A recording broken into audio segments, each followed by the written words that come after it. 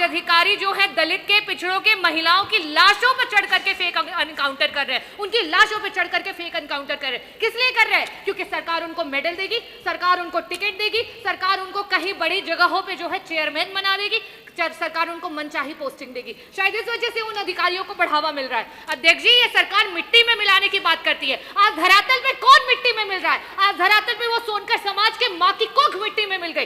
आज वो मेरठ में जो हमारी बेटी जिसकी आबरू लूट ली गई, उसकी आबरू मिट्टी में मिल गई, उसकी मां को मार दिया गया, उसकी मां मिट्टी में मिल गई। अध्यक्ष जी, मैं पूछना चाहती हूँ, ये सरकार माफियाओं को मिट्टी में मिलाने की बात करती है। हमारे मंत्री जी, संसदीय कार्य मंत्री जी, शाहजहांपुर का मामला है, शायद आपको पता होगा।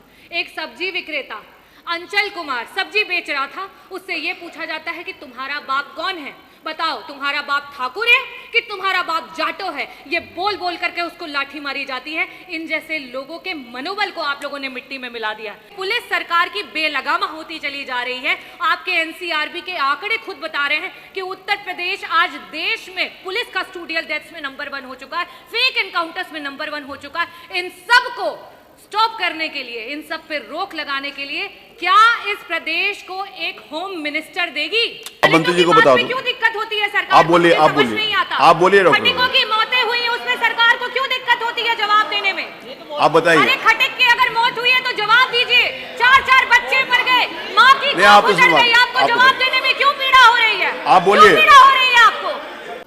आज रक्षक ही भक्षक बन चुके हैं, और अगर उसका चेहरा कोई देखना चाहता हो तो आज के सरकार का चेहरा देख सकते हैं। जिस जनता ने लॉ एंड ऑर्डर के नाम पे इस सरकार को चुना था, वो आज अपने आप को ठगा हुआ महसूस कर रही है। अध्यक्ष जी, ये सरकार एक ऐसा असुर बन चुकी है जिसकी खुराक इस देश की महिलाएं, इस देश के युवा, इस देश के दलित, इस देश के पिछड़े, इस देश के प्रत्येक वो गरीब और किसान बन चुके हैं। अध्यक्ष जी, मैं नियम 56 में आपके समक्ष प्रयागराज में तत्कालिक जो घटना हुई उसके बारे में आपका ध्यान आकृष्ट करना चाहूंगी। अध्यक्ष जी, एक खटिक समाज जो कि अनुसूचित जाति का एक अभिन्न और एक जरूरी अंग है, उस समाज के 4 बच्चों को बेरहमी से मार दिया गया, उनको मौत के घाट उतार दिया गया। अध्यक्ष जी, भीषण ठंडी में मकर संक्रांति की शाम को उनके घर से 2 किलोमीटर की दूरी पे एक गंदे से तालाब में 4 शरीर वहां से, जिसमें एक 17 वर्षीय, एक 16 वर्षीय, एक 11 वर्षीय और एक 7 वर्षीय,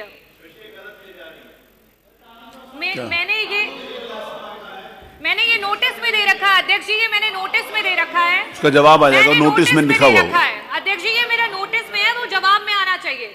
मेरा नोटिस है ये, अगर गलत होता तो उसे नोटिस रिजेक्ट हो जाता। उसका जवाब आएगा ना, मेरा ये नोटिस है।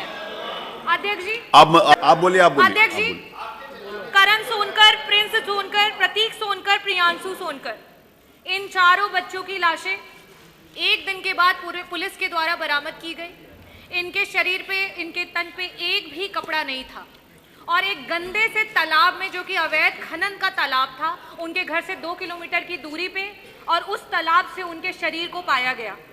अध्यक्ष जी, इस पे अभी तक पुलिस के द्वारा कोई भी कार्यवाही नहीं की गई है। यहां तक कि ये बताया गया है कि ये 4 बच्चे पूरे नग्न होकर के इतनी भीषण ठंड में एक गंदे से तालाब में नहा रहे थे, जिसकी वजह से इनकी मृत्यु हो गई। ये बेहद शर्मसार करने वाला विषय है, जिस तरीके से सरकार इन 4 बच्चों की मृत्यु में पर्दा डालने का प्रयास कर रही है। दूसरा विषय मैंने अध्यक्ष जी नोटिस में दिया था, जिसमें पप्पू सोनकर और अरविंद सोनकर, जो कि एक शादी के समारोह के बाहर पाए गए, और उनको पुलिस के द्वारा 26 जनवरी की रात को उठा लिया गया।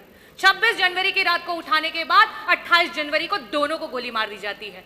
अरविंद सोनकर आज जो है वो इस समय अस्पताल में भर्ती है। पप्पू सोनकर का बेहद खून बह जाता है, और इसकी वजह से उसकी मृत्यु हो जाती है। अध्यक्ष जी, बार बार सरकार ये कहती है कि विपक्ष जो है वो अपराधियों का साथ देता है, लेकिन मैं आपके सामने आज ही अखबार में आया कि किस तरीके से हाई कोर्ट ने जो है सिस्टम पे चाबुक चलाया है, और साथ ही साथ 30 तारीख को डीजीपी और अपर जो आपके मुख्य सचिव हैं गृह, उनको हाई कोर्ट ने तलब किया, और मैं एज इट इज जो हाई कोर्ट ने कहा उसको रखना चाहूंगी कि इस कोर्ट के सामने अक्सर ऐसे मामले आते हैं जहां चोरी जैसे छोटे अपराधों में भी पुलिस जो है घटना में पुलिस एनकाउंटर बता करके अंधाधुंध फायरिंग करती है। ऐसा बर्ताव बिल्कुल गलत है, क्योंकि सजा देने का अधिकार सिर्फ कोर्ट का है और ना कि पुलिस का। भारत एक लोकतांत्रिक देश है जो कानून के शासन से चलता है, इसीलिए कार्यपालिका, विधायिका और न्यायपालिका के काम अलग अलग और अच्छी तरीके से तय है और पुलिस द्वारा न्यायपालिका के क्षेत्र में किसी भी दखल को बर्दाश्त नहीं किया जाएगा। और अध्यक्ष जी, साथ ही साथ मैं एक केशवानंद भारती और वर्सेस सुप्रीम कोर्ट के वर्डिक्ट पे भी आज इस सदन में जो है वो चर्चा करना चाहूंगी, जिसमें ये कहा गया है कि संविधान के बेसिक ढांचे को कोई भी सरकार डिस्टर्ब नहीं कर सकती है।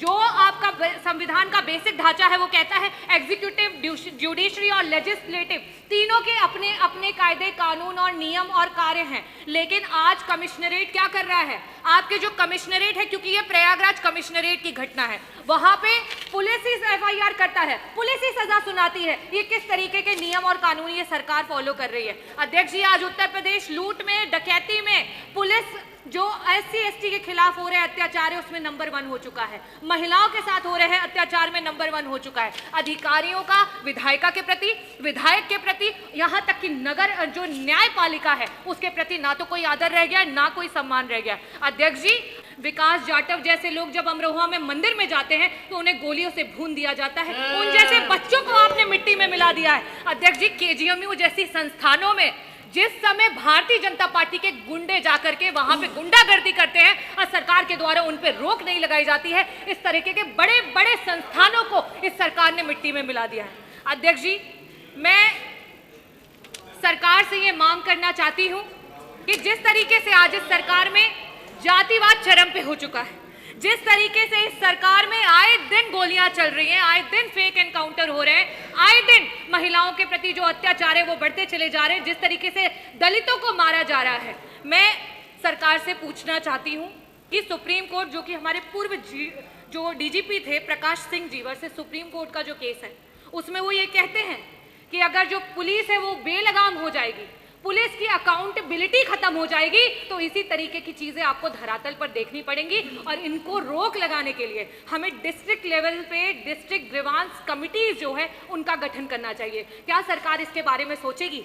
हमारे बीच से जो बच्चे चले गए उनके परिवारों को 50-50 लाख रुपए मुआवजा, उन परिवारों के पास न रहने के लिए कोई ठिकान है, न उन परिवारों के पास कोई रोजगार है। क्या सरकार उन्हें, मैंने DM से भी वार्तालाप हुई थी अध्यक्ष जी, मैंने कहा था कि उनको कम से कम जमीनी पट्टा कराया जाए, उनको आवास मिला जाए, लेकिन उस पर अभी तक कोई कार्यवाही नहीं हुई है। अध्यक्ष जी, ऐसे परिवारों को क्या सरकार जो है सहायता देगी या सिर्फ धरातल पे जीरो बन करके बड़ी बड़ी बातें सदन में करेगी? अध्यक्ष जी, मैं पूछना चाहती हूं कि जिस तरीके से कोर्ट ने सरकार को फटकार लगाई है,